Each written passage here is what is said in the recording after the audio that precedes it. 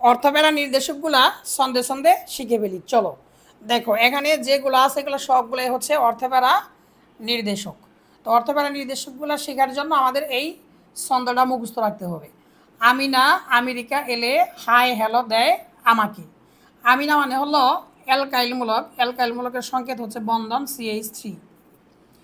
America মানে হলো এমিনোমূলক, এমিনোমূলক হচ্ছে বন্ধন NH2। এলে মানে হলো অ্যালকক্সিমূলক, এটাকে তোমরা বন্ধন OR বা এভাবেও লিখতে পারবা বন্ধন OCH3, অ্যালকক্সিমূলক। হাই মানে হলো হাইড্রোক্সিলমূলক, বন্ধন OH। আর হ্যালো মানে হলো হ্যালোজেনমূলক, হ্যালোজেনমূলককে X দ্বারা প্রকাশ করা হয়।